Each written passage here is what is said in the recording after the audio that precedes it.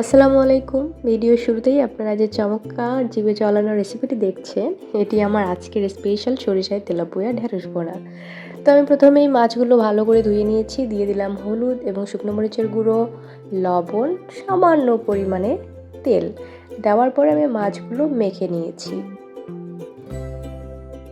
আমি সাদা সরিষাটা ব্যবহার করেছি। 15 মিনিটের মতো ভিজিয়ে রেখেছিলাম, তারপর বেটে নিয়েছি। তারপরে কড়াইতে তেল দিয়ে দিলাম। হলুদ এবং লবণ দিয়ে আমি ভালো করে ঢেঁড়সটা ভেজে নেব 5 মিনিটের মতো।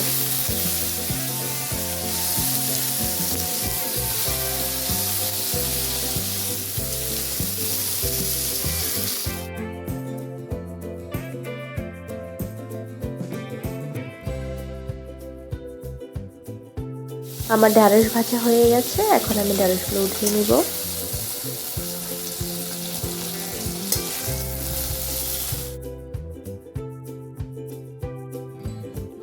মেখে রাখা মাছটা আমি এখন ভালোভাবে ভেজে নিব। তেলাপিয়া মাছ এমনিতেই অনেক নরম। আপনারা যখন মাছ রান্না করবেন তখন আপনারা ভালোভাবে ভেজে নেবেন মাছটা, কারণ এই মাছ এমনিতেই অনেক নরম, আর যদি ভালোভাবে না ভাজা হয় তাহলে কিন্তু ভেঙে যায়। তাই চেষ্টা করবেন সবসময় তেলাপিয়া মাছ রান্নার সময় ভালোভাবে ভেজে নিতে।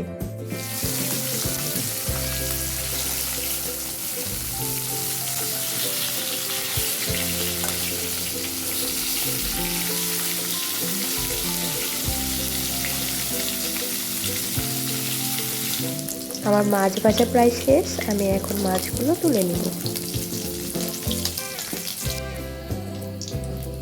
ওই তেলের মধ্যে আমি এখন দিয়ে দিব পেঁয়াজ কুচি, দিয়ে দিব জিরা বাটা, আদা রসুন বাটা, কাঁচামরিচ বাটা এবং পেঁয়াজ বাটা দিয়ে ভালোভাবে নাড়াচাড়া করে মশলাটা কষিয়ে নেব।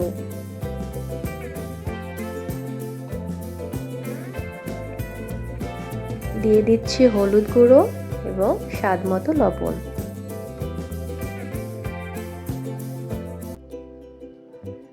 এখন আমি দিয়ে দেব একটু পানি। ভালোভাবে মশলাটা কষিয়ে নিব যেন মশলার কাঁচা গন্ধটা চলে যায়। এখন দেখতেই পাচ্ছেন মশলার উপর দিয়ে তেল ছেড়ে দিয়েছে। দেখতেই তো পাচ্ছেন কত সুন্দর কষানো হয়ে গেছে। এখন আমি দিয়ে দিচ্ছি ভেজে রাখা ঢেঁড়স।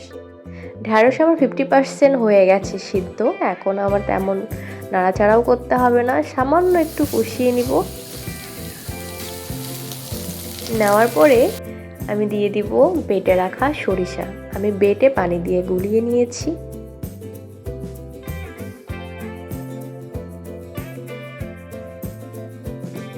সরিষাটা হালকা কিছুক্ষণ নেড়ে ছেড়ে কষিয়ে নেব। তারপরে দিয়ে দিব পানি।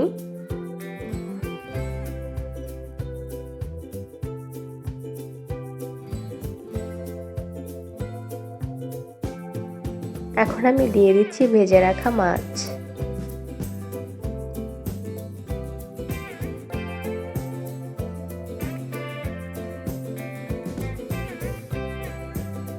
দিয়ে দিলাম দুটো কাঁচামরিচ। দেওয়ার পরে আমি ঢাকনা দিয়ে দিব।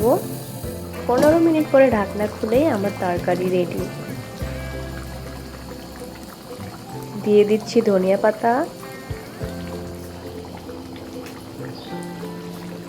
দেখতেই পাচ্ছেন কত লোভনীয় হয়েছে। রেসিপিটি ভালো লাগলে আমার চ্যানেলটি সাবস্ক্রাইব করে আমার পাশেই থাকবেন।